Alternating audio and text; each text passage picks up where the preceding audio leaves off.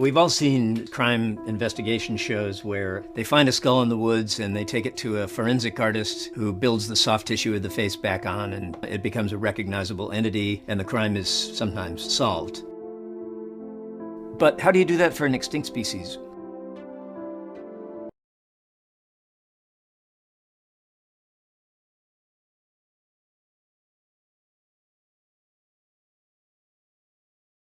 So this is a reconstruction of Homo Naledi. It's based on fossils that were found the fall of 2013, deep inside of a cave in South Africa. It's a very interesting species. It's not very much like anything we've found before, so I doubt if there's going to be much argument that this represents a new species. Basically what I do is study the evidence that exists in the fossil record, and I use that evidence to predict what a face might look like.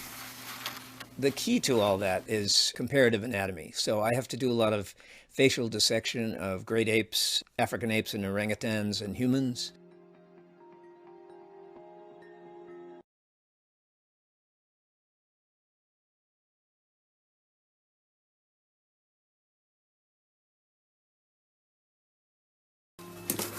From the very beginning, this was such a fascinating ancestor to work on, because it's such a weird combination of primitive and more human-like traits.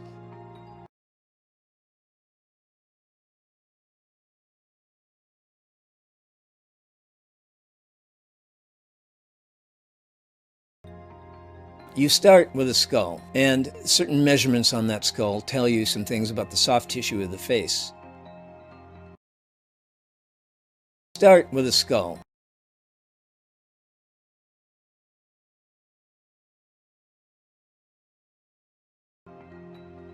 The ears are a boondoggle, really, for people like me who reconstruct heads, because there's not much information a skull can tell you about the form of the ears. It's not true with noses.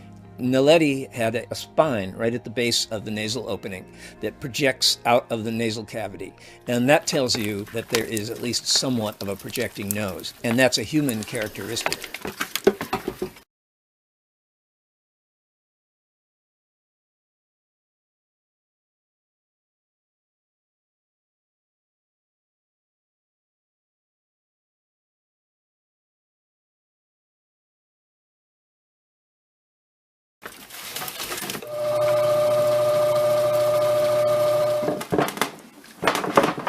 And skin color is a problem I obviously have to deal with. When I'm thinking about the skin color that should be appropriate for a specific prehistoric hominid, I look to the populations that are living there today. In this case, I'm dealing with a form that lived in South Africa, so the San people were a good model for me to base the idea of skin color on.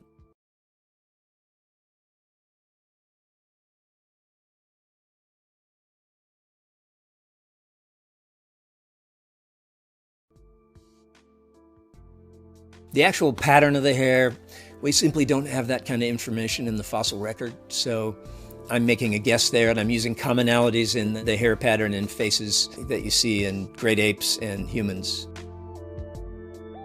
It's a wonderful thing to be in the position of being the guy who figures out what some ancient species that's never been found before looked like.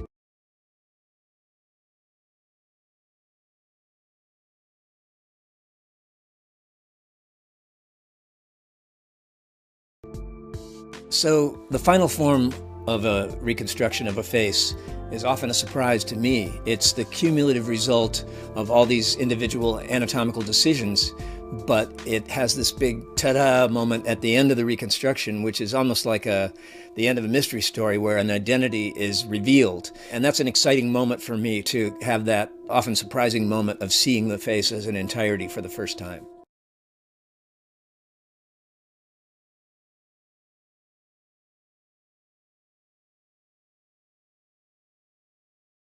Extinct species, extinct species, extinct species, new species, new species, new species. Never been found before, never been found before, never been found before. Predict.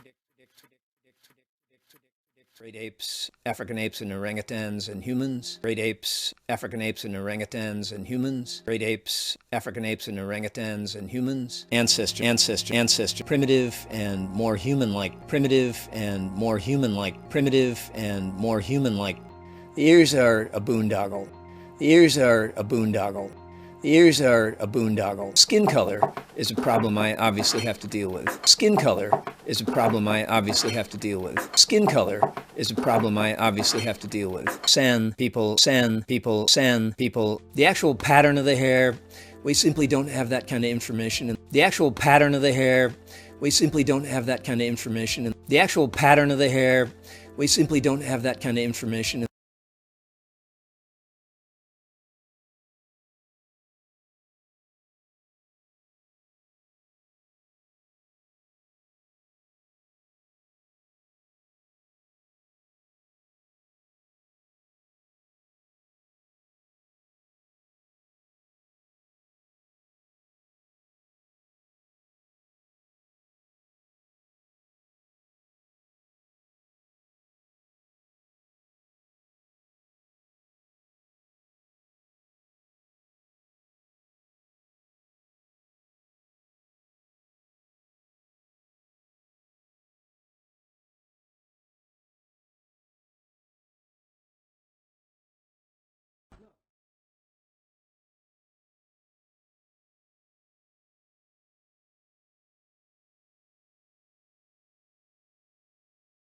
We're at the Cinema Makeup School in Los Angeles, California, where we're meeting with Robert Lindsay, who's a special effects expert. He's going to help us reconstruct. I'm a technician. I know about jaws and muscles of the face. This comes with a profession. As closely as possible to what I think anatomically it would look like.